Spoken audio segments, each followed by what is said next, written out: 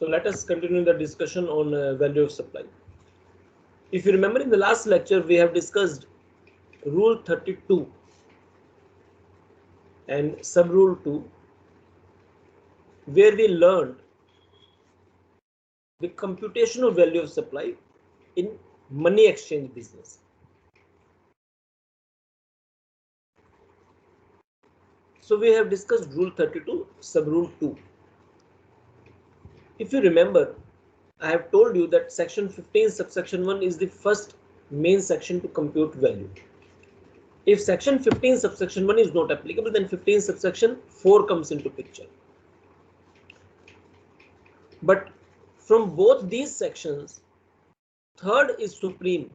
15.5 is supreme. 15 subsection 5 says that in some cases of supply, it does not matter what section 15 subsection 1 says and what section 15 subsection 4 says. What section 15 subsection 5 says is final. So I can say that 15.5 is the supreme section to determine value. But in 15.5, I have covered only one case.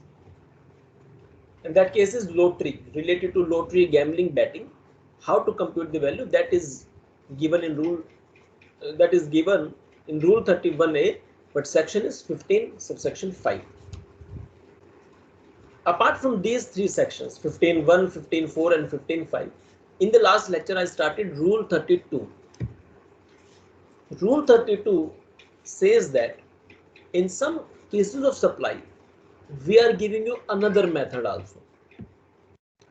But it is optional for you.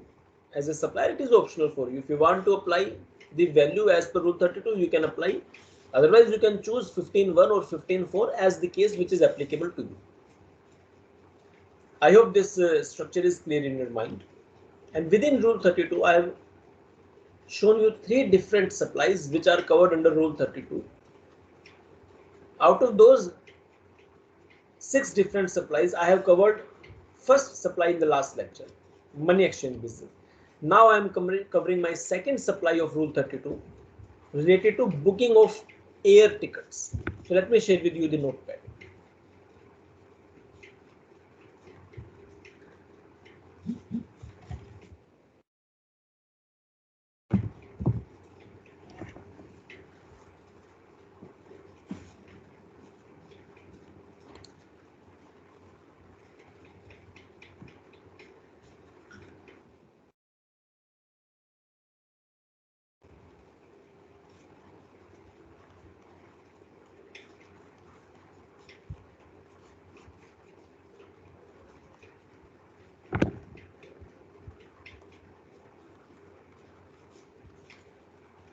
Rule 32 value of supply continue.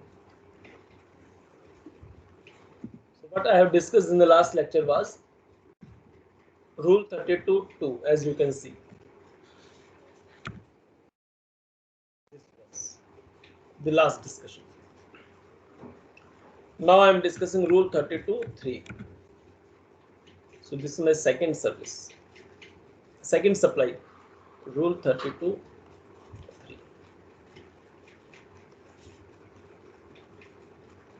Determination of value of supply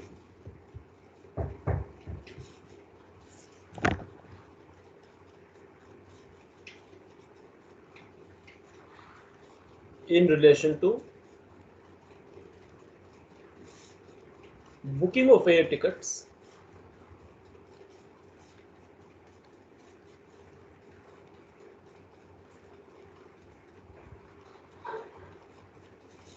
by air travel agent.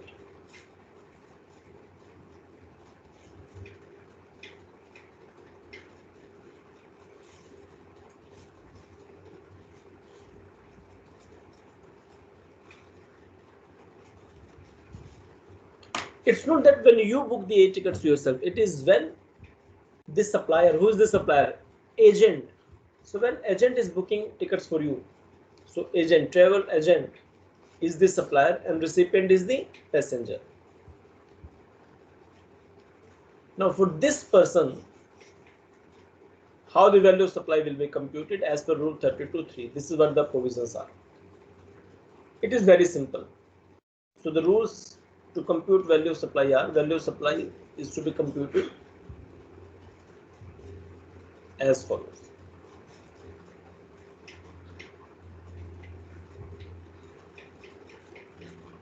Depends which booking is this, international booking or domestic booking. If it is domestic booking, then the rules are different. For international booking, the rules are different. For domestic booking, the value of supply is flat, 5% of the basic fare.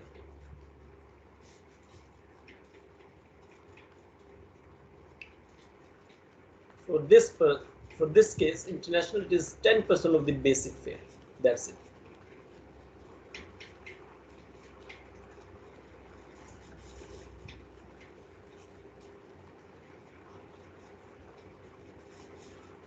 But of course, this travel agent is free to opt for this case or as per section 15.1 and 15.4, as the case may be. But most of the people will opt for this case, because when you say 15.1, it says actual price paid and payable, and actual price is very high, of course. When you book a ticket, the actual price which you pay to the agent is very high. So no one will want to go for 15.1. Such people prefer to go for Rule 32 always. Now, what is basic fare? This is the main point now.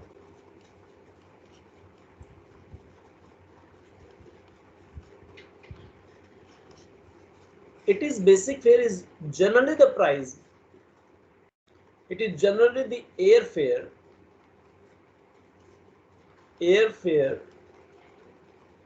that part on which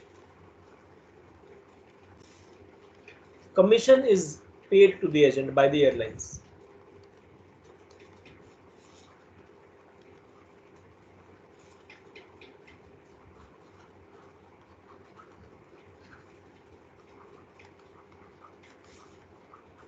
Now, for example, airfare is 1 lakh rupees.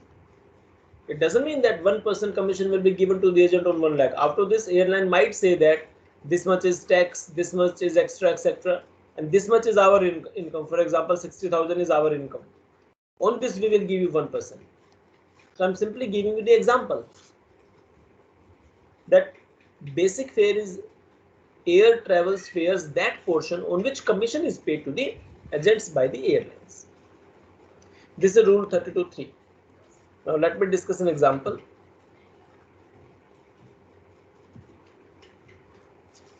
For example, Mr. X is the agent.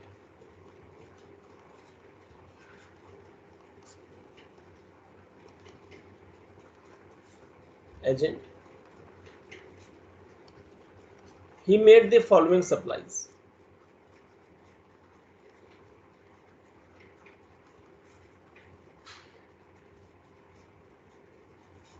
Like domestic as well as international. It is not a single ticket, it is the total supply. For example, for Feb 2020. For Feb 2020, this is the supply. Basic fare, other fees, government taxes, and then total. Now, for example, basic fare is 3 lakh of total booking which this agent has done, international 7 lakh, other fees 50,000, other fees 90,000, tax is 70, here it is 1 lakh 10,000. So total becomes 420, and here it becomes 9 lakh. Now it is agent's choice to compute the value of supply for the purpose of paying GST to the government, because agent is doing nothing but a supplier of service. Agent is supplying what? Ticket booking service. So he has to pay GST. This person has to pay GST. Value of supply can be determined as per 15.1 or 15.4 as the case may be. Or we have another option. Why not to apply Rule 32.3? And with this, the value of supply will become 5% for domestic booking, not on total fare but on basic fare, plus 10% basic fare in case of international booking. 15,000, 70,000, 95,000, and on this value, whatever is the GST, that will be the tax which will be paid by this agent to the government of India. I hope the concept is clear. If yes, please raise your hand.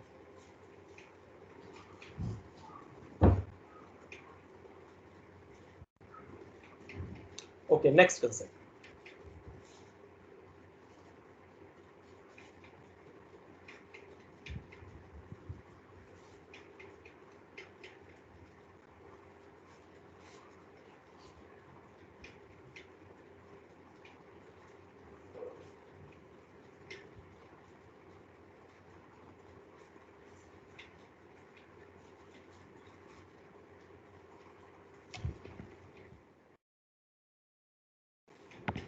Now, then life insurance business. In this case, how do you determine the value supply? This is my third sub rule of Rule 32.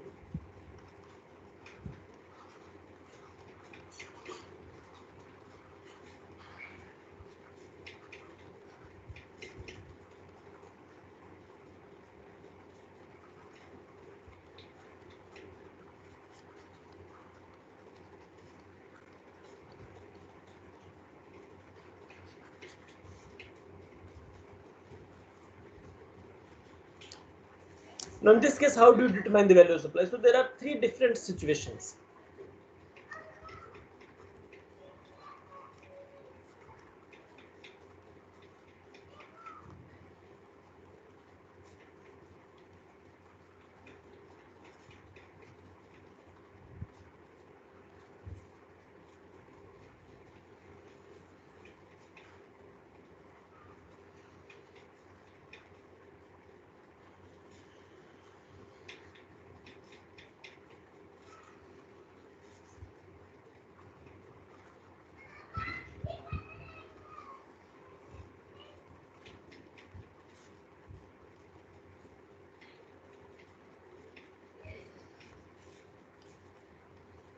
Now, in life insurance, there are so many different life insurance policies. If you really know what is life insurance, then you must have noticed that some insurance are term insurances. Term insurance. Term insurance means what? That you pay yearly, for example, some amount like 10,000, 20,000, and your life will be covered of 1 crore rupees in case you die. Or let us assume in case someone dies, then 1 crore will be paid to the family members of that deceased person.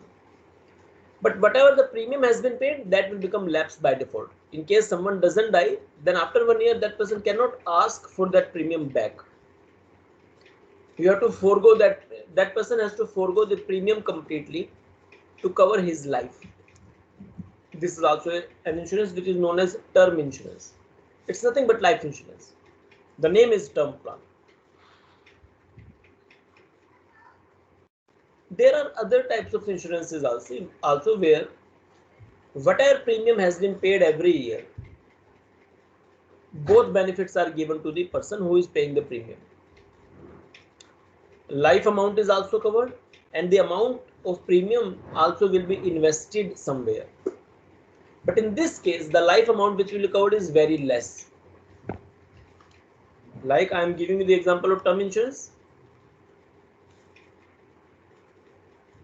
In term insurance, what happens is premium paid, for example, depending upon the age, company, so many other factors are there. I am assuming a simple example.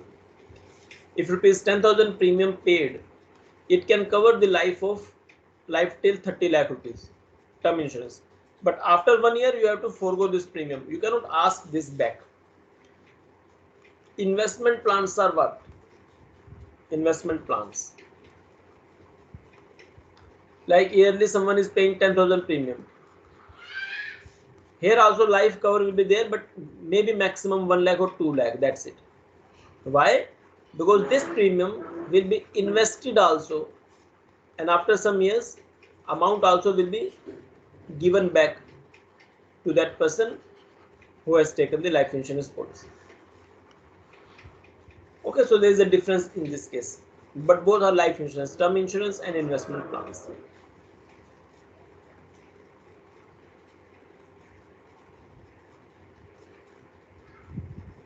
So many different policies are covered.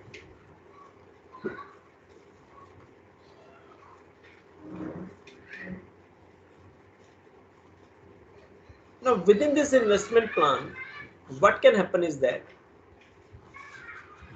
what can happen is that company will tell me, if I have purchased the life insurance policy, company will tell me that out of 10,000 in your investment 70% will go.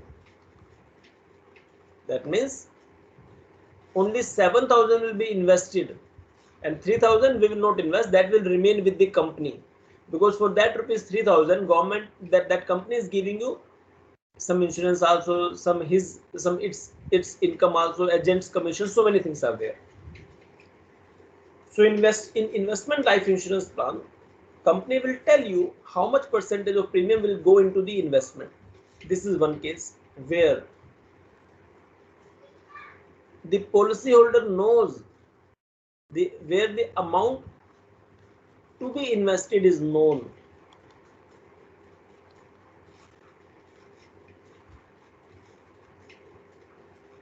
Where amount to be invested is known.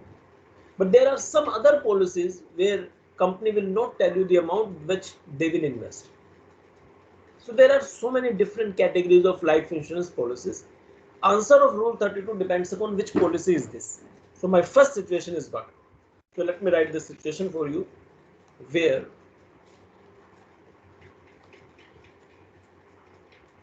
the amount allocated for investment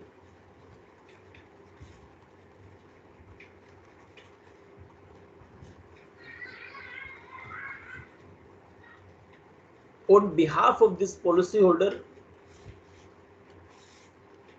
is intimated to the policyholder. That means policyholder knows this amount, how much will be invested.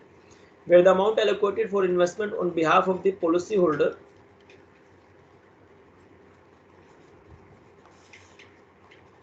is intimated to the policyholder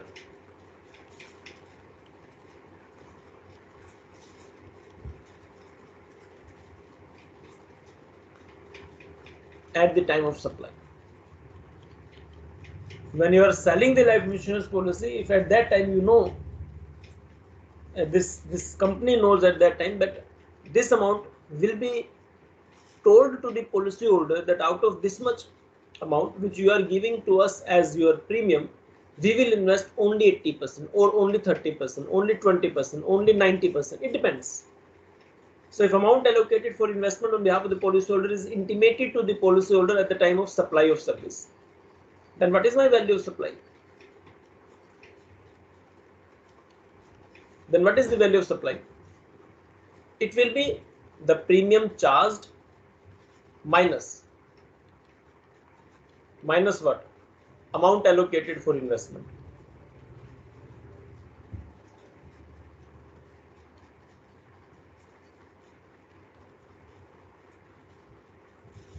And it is logically true also. Suppose you have given the premium of 10,000, out of this 7,000 will be invested. So technically 7,000 is your own money that will be invested, and you will get back that later on. So what is the income of the company in this case? Only 3,000. If you think carefully, suppose you have come to me and given me 10,000 rupees, and I am saying that 7,000 I am investing in a bank which you can receive later on. So technically, how much is that amount which will remain with me permanently? That is 3,000 only. So technically, this should be my income. So my value of supply will be 3,000 only. Because 7,000 you will get it back. So it's an example only. Second case. Single premium annuity policies.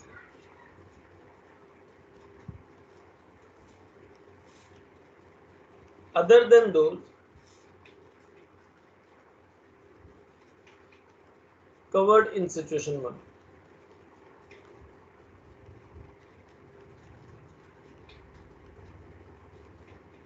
So what policies are those which are not covered in situation 1? In situation 1, the policyholder knows how much amount is for investment. In second, policyholder does not know how much is the amount of investment. So in that case, 10% of the single premium charged from the policyholder.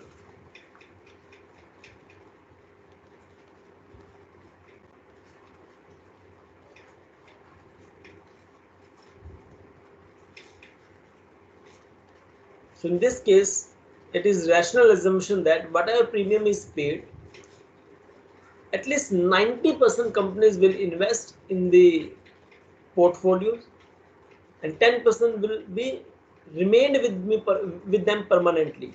That is why they say that 10% of the single premium charge from the policyholder is their permanent income. So on this, you should pay GST. Third situation. So only two situations I have covered. Now it is third situation.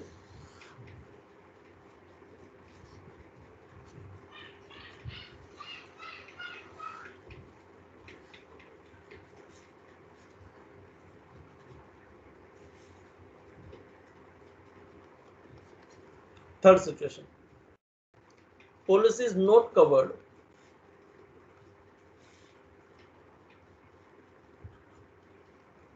in situation 1 and situation 2.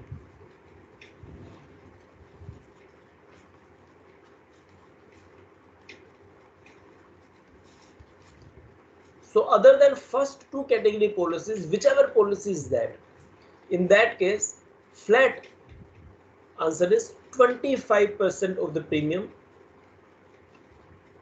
charged from the policyholder in first year and 12.5% of the premium charged from the policyholder in subsequent years. If you are in life insurance or if your parents are in life insurance, they must know it carefully that in the initial year investment amount is less because in the first year commission to the agent will be huge, insurance agent. Expenses of the companies are huge as compared to the expenses which will incur later on.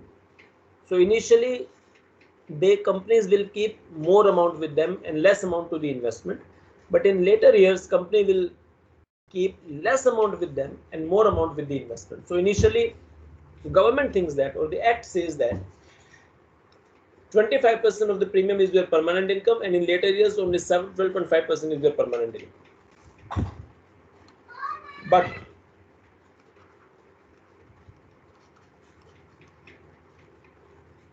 these rules are not applicable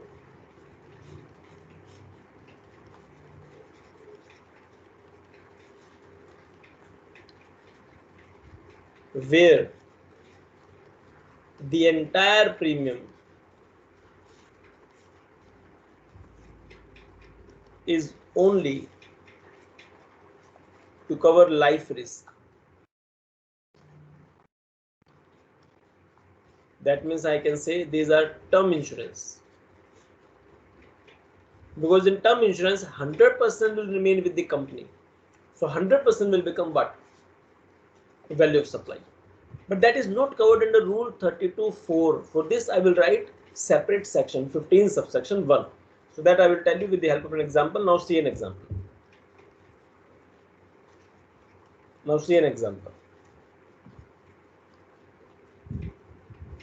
X Limited, a life insurance company, or let me assume the example on the next page.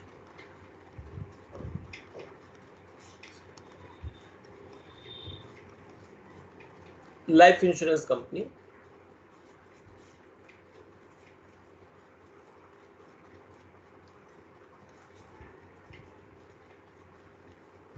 charged 5 crore rupees. 5 crore not from single policyholder, it is the company's collection from so many policyholders. 5 crore rupees as premium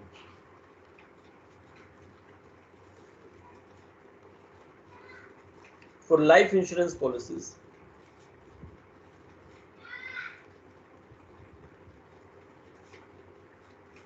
during 2019-20.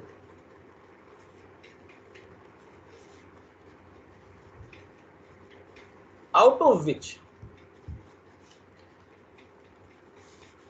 rupees 4 crores have been invested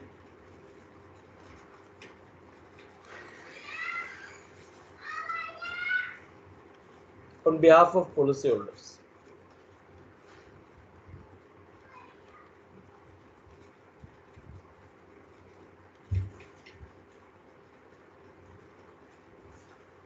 Now, one thing should be noted.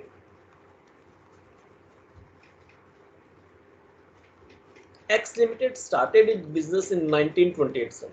That means it is the first year of this company. Started its business of life insurance. I should not use the word business. Operations. Business is not a good word. In this case, of life insurance.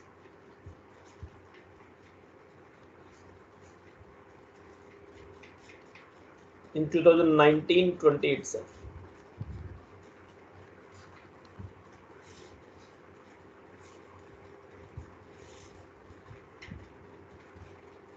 Second note,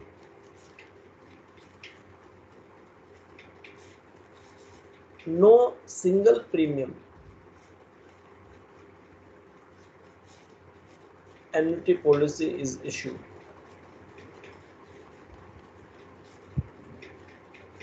Has been issued. That means all the policies which have been issued, no policies of single premium. All the policies were those where there is a multiple premiums, whether yearly, quarterly, half yearly, doesn't matter, but not single premium. Now in this case, if I assume different situation, then I will tell you the answers also. My situation number A, amount allocated for investment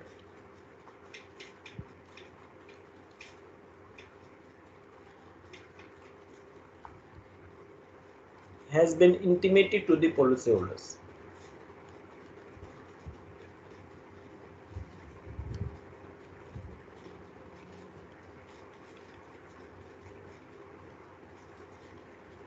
Now, if amount allocated for investment has been intimated to the policyholders, then if I want to opt for 32, if I want to, it's not compulsory. If the company wants to opt for 32, what will be the value of supply? I will apply situation number 1. Amount is intimated to the holders. Gross premium minus amount for investment. So in this case, the value of supply in the hands of X Limited will be how much? 1 crore rupees. This company has to pay tax only on 1 crore. Because out of 5 crore, 4 crore will indirectly go to the policyholders. So company will be left permanently with 1 crore. Situation 2. Amount allocated is not. Amount allocated for investment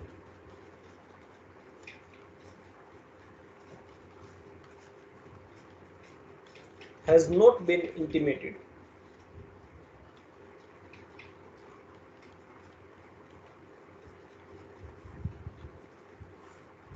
to the policyholders.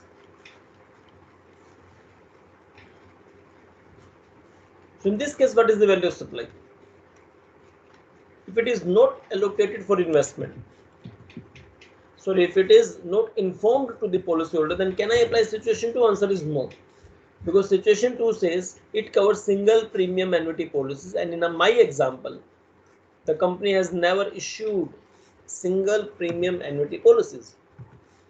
In my example, single premium annuity policy is never issued. So I cannot apply situation 3, situation 2 in this case, but situation 3 can be applied and has to be applied. All policies which are not covered in 1 and 2. So if amount is not informed to the intimated to the policyholder, situation 1 is not applicable. If it is not single insurance policy, single annuity premium policy, situation 2 is not applicable. Then I have only this third case. Answer is 25% of premium first year, 12.5 subsequent. Now company started the business in 1920 itself, so by default it is the first year. So in first year the answer is 25% of 5 crores. So answer is rupees 1.25 crore. B, third situation. The entire amount is for term insurance. Entire amount of premium is towards term insurance.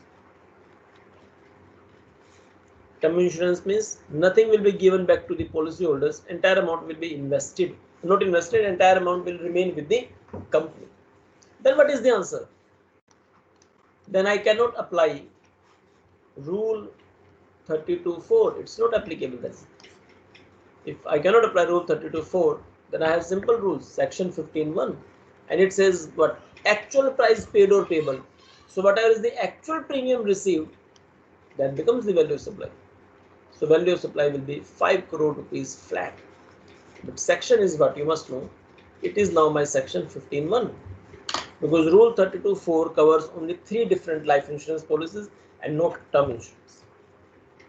I hope the concept is clear. If yes, please raise your hand.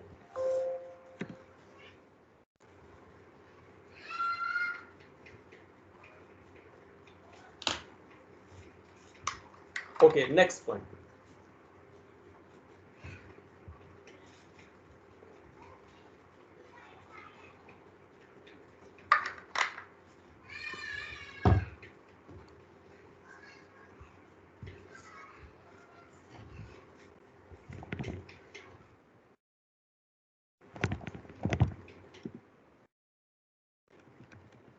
Now D point now.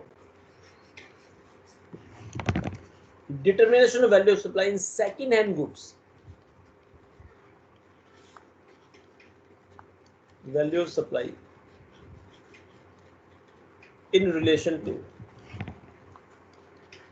second-hand goods.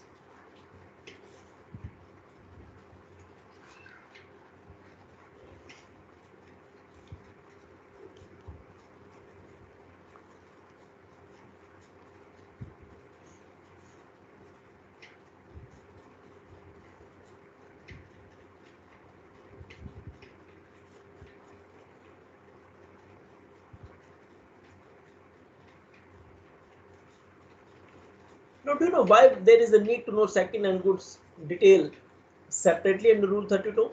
Because, for example, you have purchased a car of rupees 7 lakh. You must have paid GST. You must have paid GST when you have purchased the car. Concept over. But suppose after some time you sell it again for 3 lakh.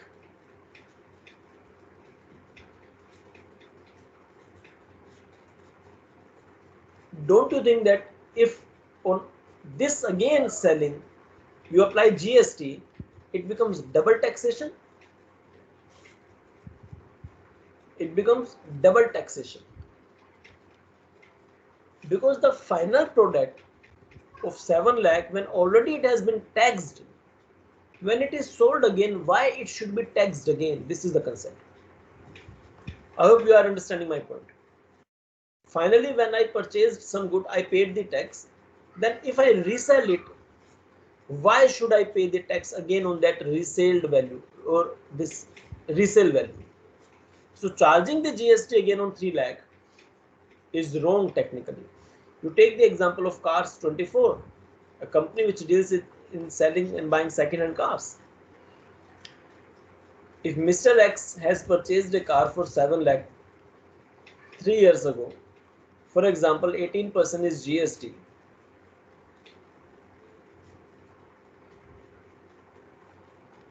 One lakh 26 is the GST amount.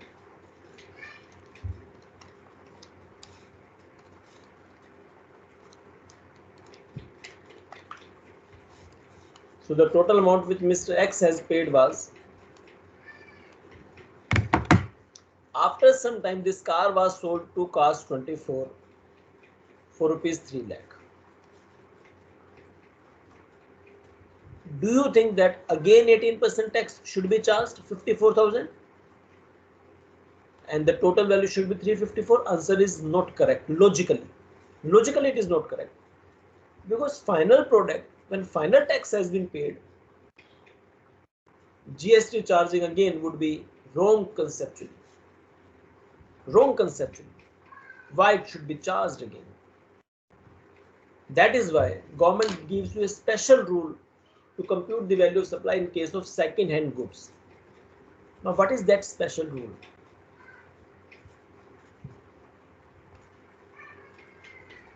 In case of Mr. X purchasing the car for 7 lakh and selling it again for 3 lakh, there is no profit. In fact, it is a loss. Purchasing the car for 7 and selling it for 3 lakh is a loss. But you take the example of Car 24 Limited. Car 24. Purchasing this second-hand car for 3 lakh and supplying the same car to Mr. Y for rupees 3 lakh 75, now you can say that GST should be charged because earlier the tax paid was only on 7 lakh. There was no value addition when it was given to car 24 for 3 lakh. But car 24 has added extra 75,000 in this value. It is no double taxation. On this amount, some GST should be charged. Because car 24 purchased it for 3 lakh. I can say that charging 3 lakh is double taxation. But I can also say that when you are selling it for 375, why charging GST on 75 is double taxation? So GST should be charged on this extra value 75,000. Is the concept clear or no? Please raise your hand.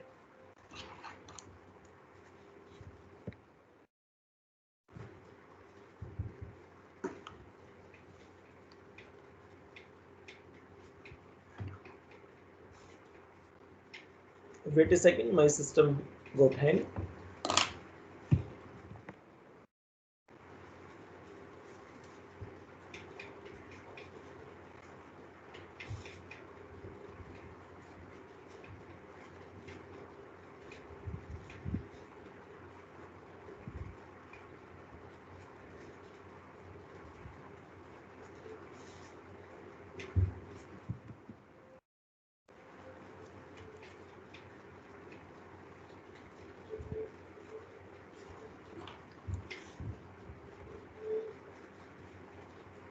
Now please raise your hand if the concept of second-hand car is clear. Yes.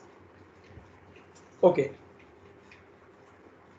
Now let me tell you so I was giving you simply an idea to make sure that the concept is clear in your mind. Now let me tell you the specific provisions of what Rule 32(5) says.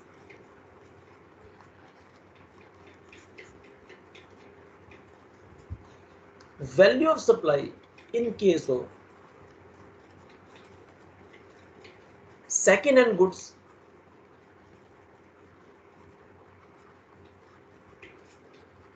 is equal to only margin money, selling price minus purchase price. So only margin. So it is, you can say in this case there is no duplication, no double taxation. Full stop. So it's very simple. Selling minus purchase. If this value comes negative, ignore it. Don't ask for refund something. If this value comes in negative, ignore the negative value because in that case now you cannot ask refund from the government. Ignore it. Now take my earlier example. Mr. X purchased the car for 7 lakh. Purchase price and sale price and sold it for 3 lakh to car 24. So what is the value of supply? Minus 4 lakh. Ignore it. X says ignore it. So Mr. X has no role to play. Then come to cars 24. Purchase price 3 lakh. Sale price 375. In my example, now the value is what? 75. Now you can ignore it. Car 24 has to pay tax on 75,000 as per rule 32 sub rule 5. Point clear or no? Please raise your hand.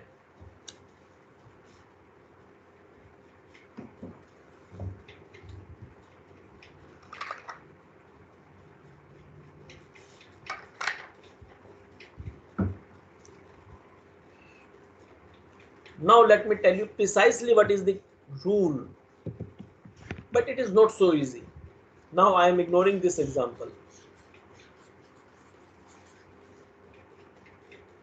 This point is correct.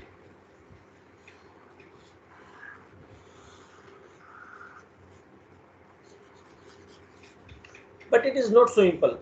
Conditions to be satisfied. If you want this rule to apply, conditions to be satisfied.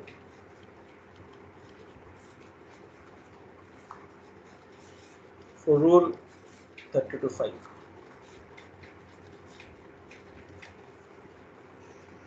First condition. The supplier deals in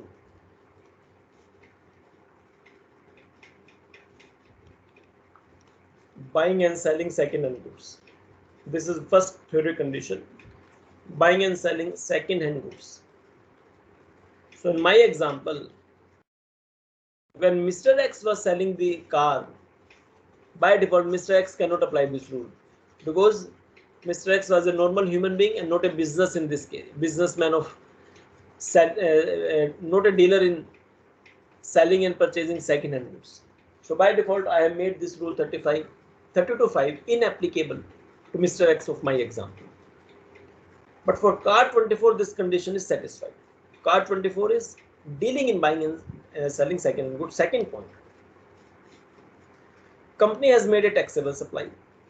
In second-hand goods also, there may be some supplies which are tax-free. So why will you check rule 32? So it's a logical condition that the supplier has made a taxable supply.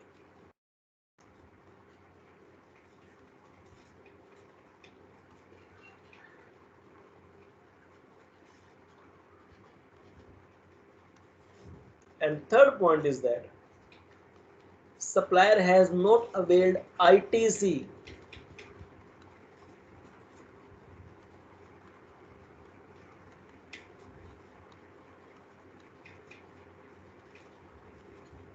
On the purchase of such goods.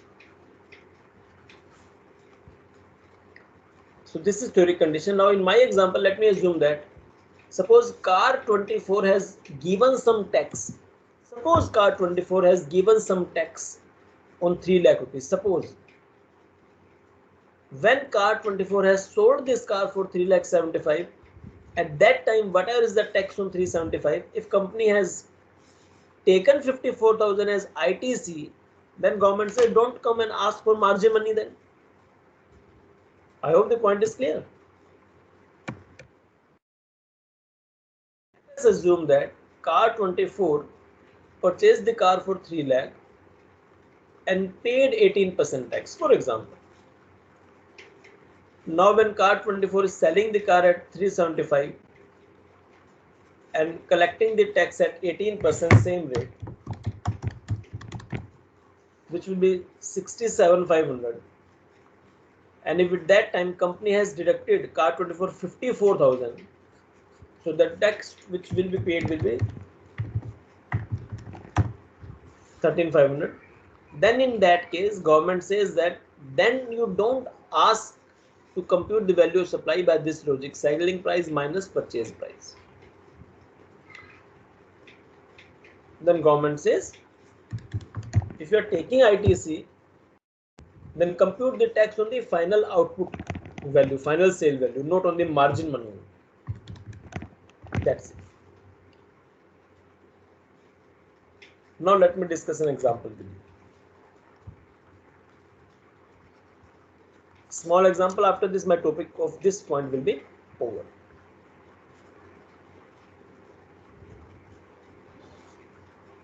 Car 24 example I am taking.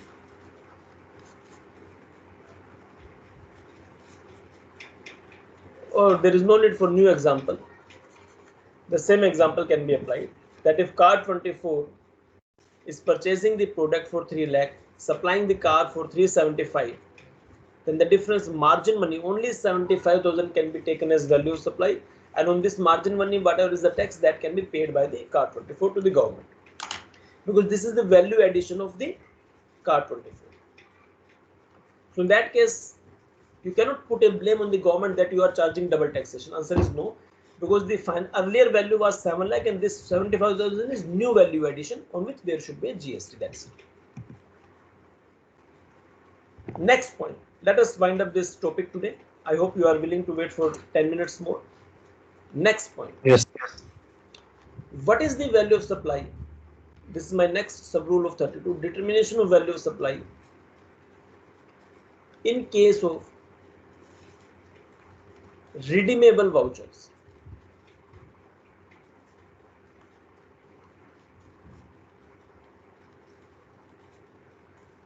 Redeemable voucher or redeemable token, etc. Rule 32 6.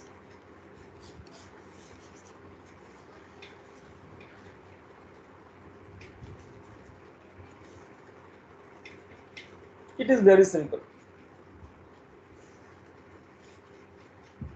The value of supply in this case, if you want to opt for, is equal to money value of the goods against which you are redeeming the voucher. It's very simple. Money value of goods against which goods or services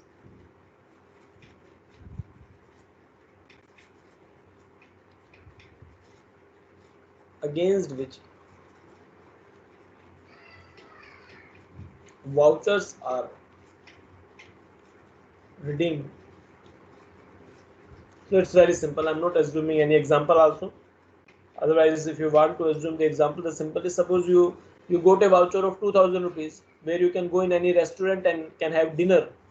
Then you will redeem this rupees 2,000 voucher against the dinner. So if the dinner is of rupees 2,000, it becomes the value of supply of service flat. 2,000 becomes the value of supply. So it's logical and simple also. Give your voucher, redeem your voucher, and whatever benefit you get, money value is the value of supply. And the last point is what? After this, my rule 32 is over. Last point. Determination of value of supply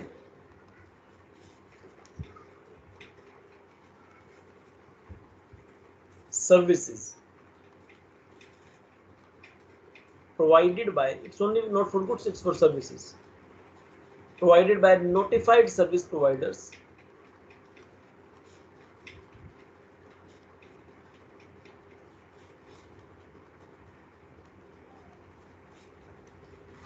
between distinct persons.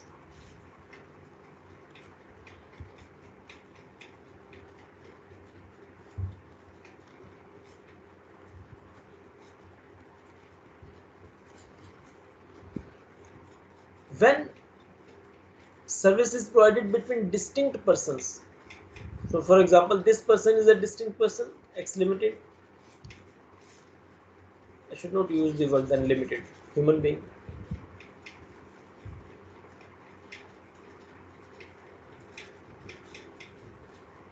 Now, distinct person definition, if you remember, is written in section 25. Now, suppose there are two people who are distinct person.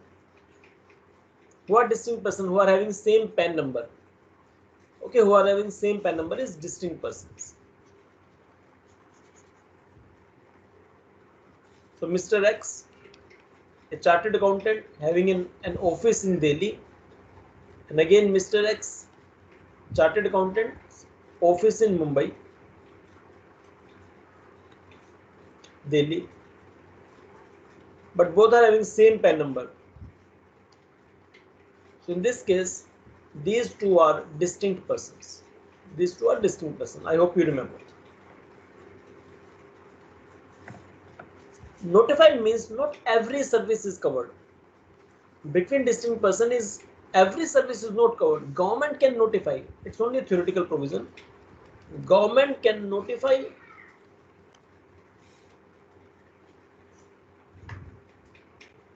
those distinct persons, not those, government can notify the distinct persons being service providers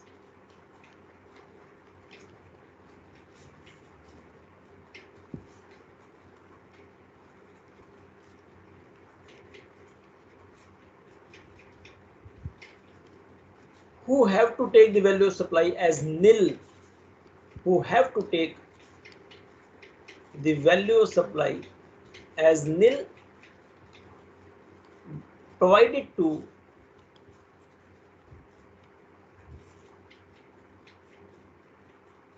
another distinct person.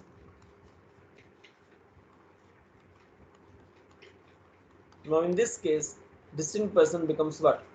Service recipient. So transaction is happening between two distinct persons, but one is the supplier of service, another is the recipient. And government says that we can notify, not in every case, we can notify some special cases where transaction or supply between two distinct persons value should be nil, another distinct person being service recipient.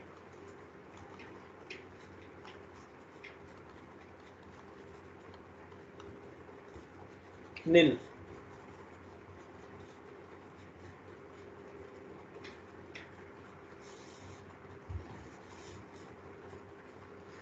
But some conditions must be satisfied, because when you say that you are taking nil, government loses the revenue. So government has put some condition, provided the following conditions are satisfied, only then you can take the value as nil.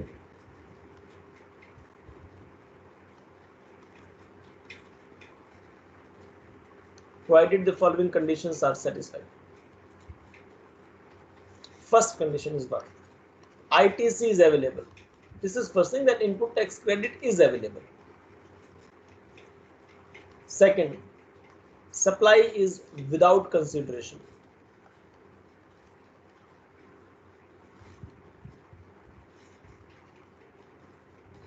And third, supply is in the nature of business.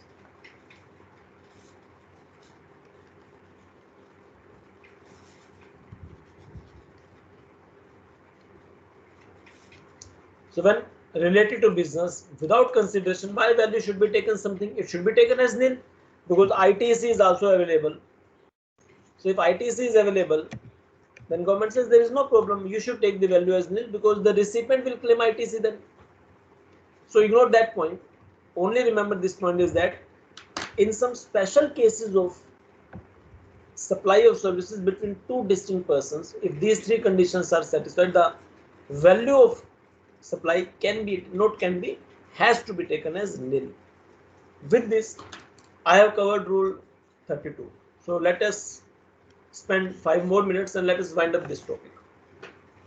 So what we have covered for the time being is that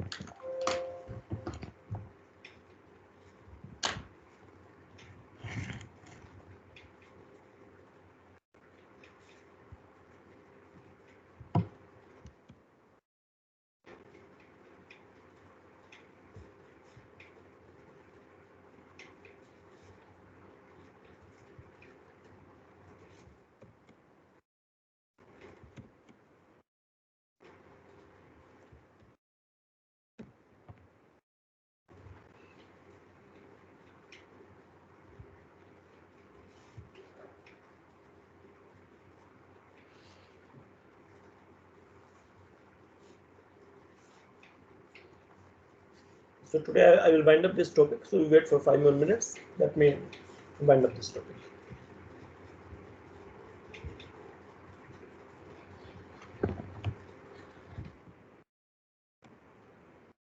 Let me make a very quick revision of section as far as value of supply is concerned, so that you understand that what we have covered. My first priority is always to compute value as per 15.1. If it is not applicable, then I will go to 15.4. My third priority, third is 15.5.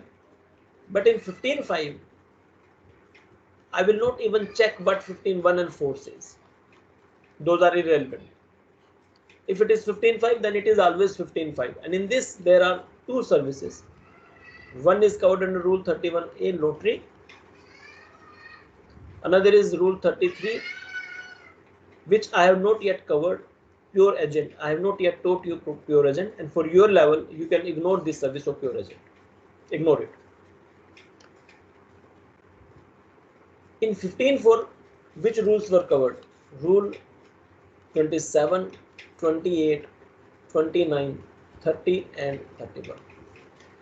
Then my fourth heading was I discussed with you some optional value of supplies concept, rule 32. This was value of supply in some cases. And here supplier is free to decide. It was optional rule. If supplier is interested and think that rule 32 is beneficial, he can apply. Otherwise, he or she can apply for rule 51, section 51 or 15.4. Now, my fifth point is basic rules. Now, this fifth point will not tell you how to compute value. It is telling you some basic rules which are relevant in determining value of supply. So, my first part is rule 35. It simply says that where value of supply includes GST,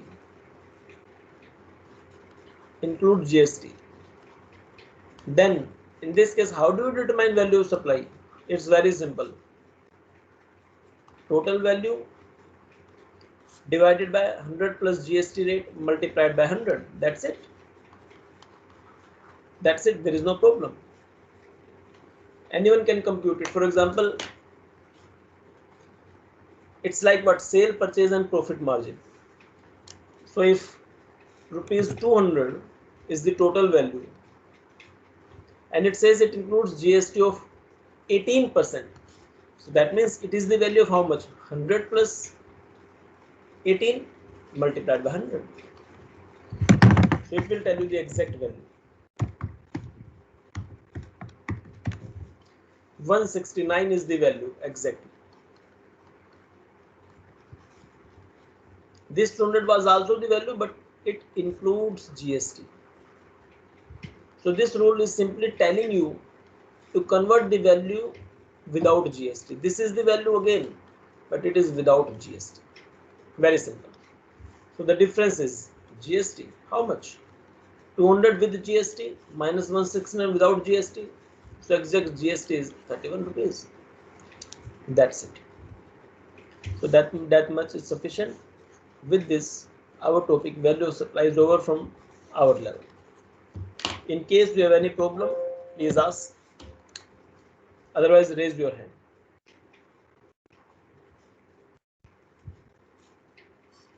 So that's all from my side. Goodbye, and I will mark the attendance myself. That's all. Thank you, sir.